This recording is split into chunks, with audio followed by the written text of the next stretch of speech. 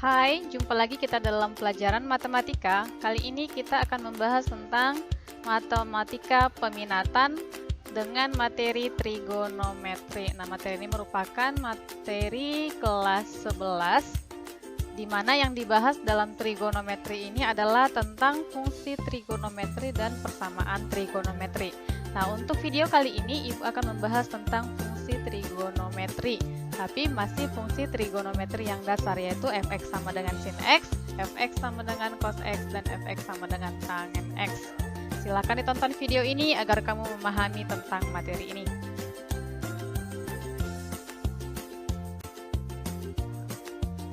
Oke, kita mulai dari bagian yang pertama, yaitu fungsi trigonometri. Nah, pada fungsi trigonometri ini nanti kita akan membahas bagaimana cara menentukan nilai fungsi trigonometri, dan yang kedua, bagaimana cara menggambarkan grafik fungsi trigonometri. Oke, kita awali dari fungsi trigonometri dasar. Fungsi trigonometri dasar ada 3. Yang pertama adalah fungsi sinus, yaitu fx sama dengan sin x. Lalu yang kedua, fx sama dengan cos x, dan yang ketiga adalah fx sama dengan tangen x.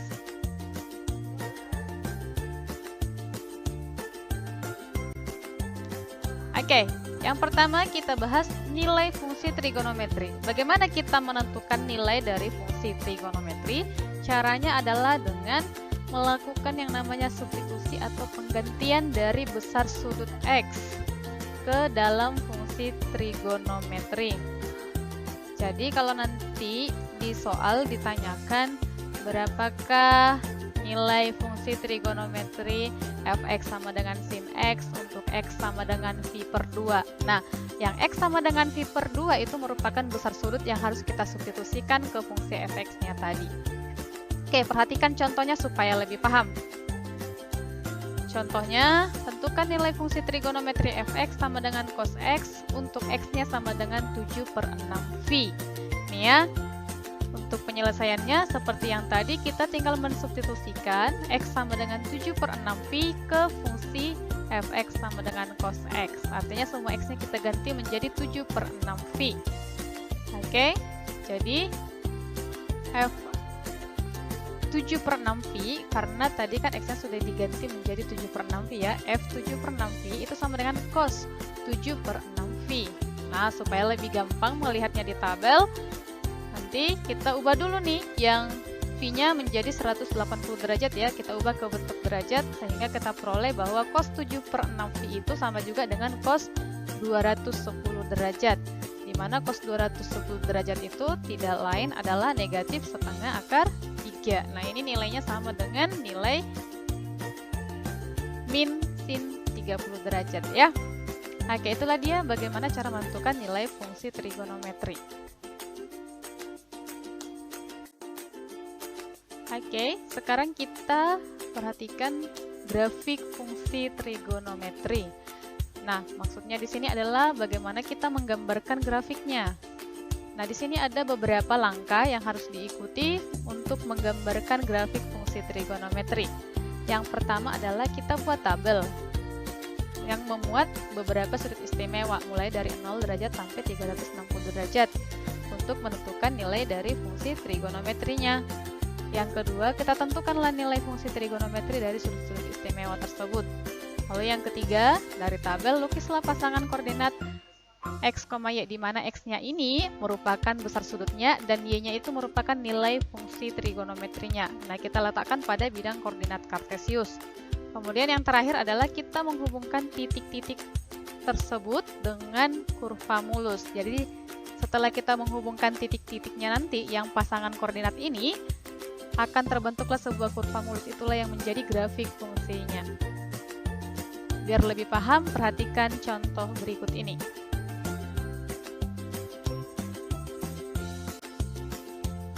Oke, contohnya adalah kita disuruh menggambarkan grafik fungsi sinus, yaitu fx sama dengan sin x. Nah, ingat kalau dibilang dia fx itu artinya sama dengan y. Jadi, kita bisa buatkan langkah pertamanya tadi adalah membuat tabel. Nah, di sini kita siapkan tabel dari fx sama dengan sin x. Oke, di sini kita buatkan X-nya adalah sudut-sudut istimewa dari 0 derajat sampai 360 derajat, dan Y-nya adalah nilai fungsi sinus dari 0, setengah, setengah akar 2, setengah akar 3, 1, dan seterusnya. Jadi, yang kita akan pasangkan nanti adalah pasangan titik X, Y-nya, berarti 0 derajat nanti pasangannya 0, kemudian 30 derajat pasangannya setengah, 45 derajat pasangannya setengah akar 2, dan seterusnya. Nah, perhatikan supaya lebih paham.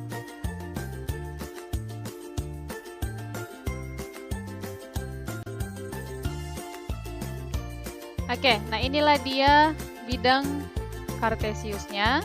Ada sumbu X, ada sumbu Y. Kemudian untuk X-nya kita letakkan sudut-sudut istimewanya tadi.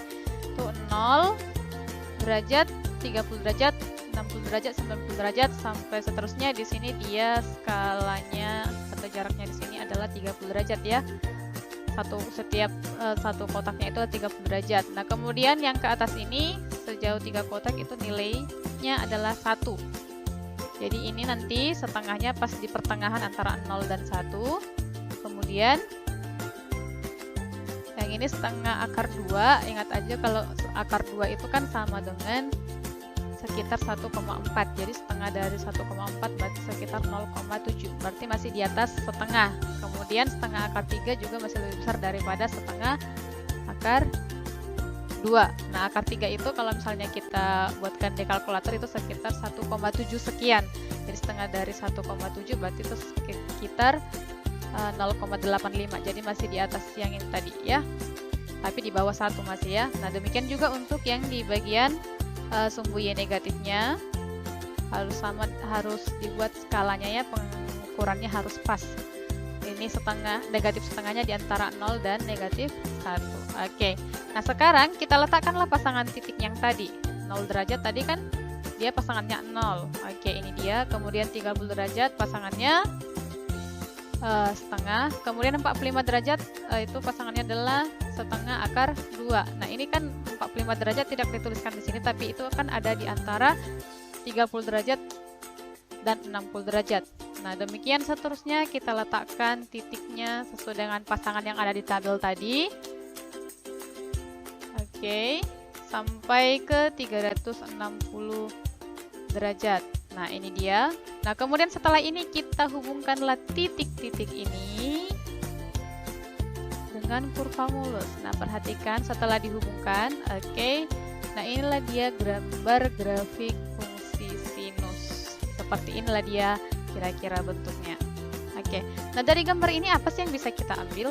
Perhatikan bahwa dari gambar ini bisa kita simpulkan nilai maksimumnya, nilai maksimum dari grafik ini adalah 1. Kemudian nilai minimumnya adalah negatif 1, ya kan? Nah, selanjutnya apa lagi yang bisa kita simpulkan? Oke, yang bisa disimpulkan adalah periodenya. Periode dari fungsi fx sama dengan sin x adalah 360 derajat atau sama dengan 2 pi radian. Kemudian yang terakhir amplitudo. Nah, amplitudo itu adalah jarak antara nilai maksimum dan nilai minimum. Tadi kan nilai maksimumnya ada di 1. Kemudian nilai minimumnya di min 1. Jaraknya dari min 1 sampai ke 1 itu kan ada 2 satuan ya kan? 2 berarti nanti itu dibagi 2 lagi. 2 bagi 2, 1. Berarti amplitudo untuk grafik fungsi sinus itu adalah 1.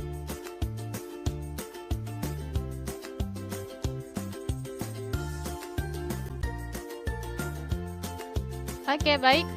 Nah, demikianlah bagaimana cara untuk menggambarkan grafik fungsi sinus. Nah, sekarang tugas kalian adalah menggambarkan grafik fungsi kosinus dan tangen X.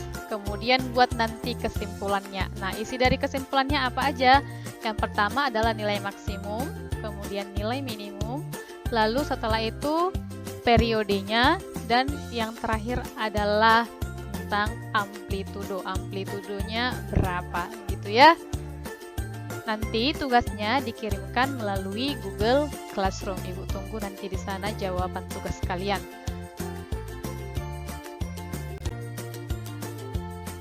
Oke, demikian video tentang fungsi trigonometri yang mencakup antara nilai fungsi trigonometri dan grafik fungsi trigonometri.